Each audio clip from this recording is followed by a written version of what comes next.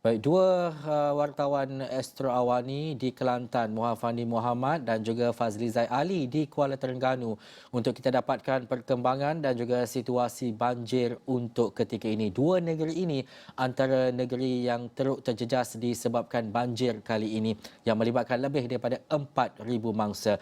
Jadi kita nak dapatkan perkembangan terkini bersama dengan Muhammad Fandi Muhammad di Kelantan. Bagaimana situasi dan juga perkembangan semasa keadaan banjir di sana? Teruskan. Baik, terima kasih Ehsan. Saya kini berada di laluan ataupun jalan masuk ke Pekan Rantau Panjang yang apa yang boleh saya katakan ketika ini, air semakin meningkat dan jalan utama ini seperti yang anda dapat saksikan telah pun dilimpahi dengan air Sungai Golok.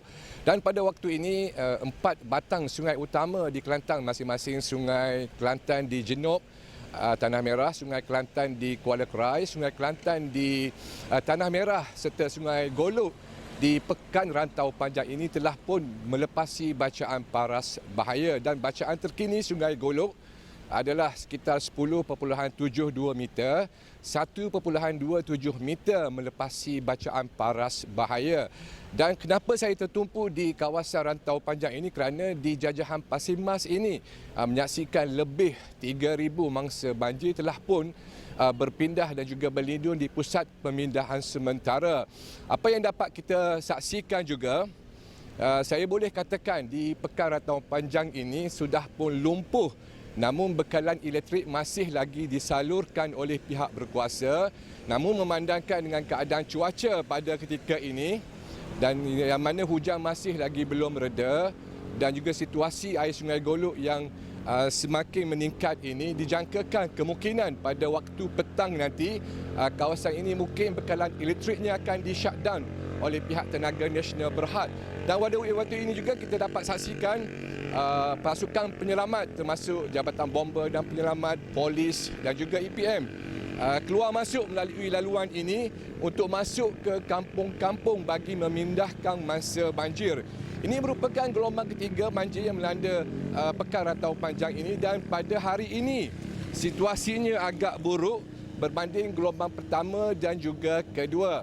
Begitu juga di daerah seperti Gua Musang dan juga Machang, saya difahamkan proses pemindahan mangsa banjir masih lagi diteruskan oleh pihak berkuasa.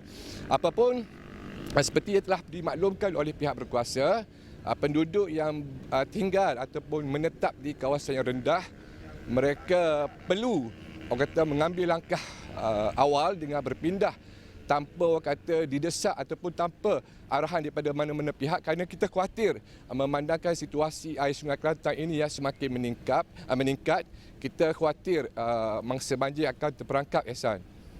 Dan juga Fandi, dapat kita saksikan di belakang Fandi mungkin ada kenderaan yang melalui laluan dan juga jalan berkenaan. Bagaimana situasinya? Dibenarkan untuk kenderaan melepasi kawasan banjir yang teruk terjejas berkenaan dan juga bagaimana kawalan keselamatan oleh pihak yang bertanggungjawab dan juga pihak berkuasa?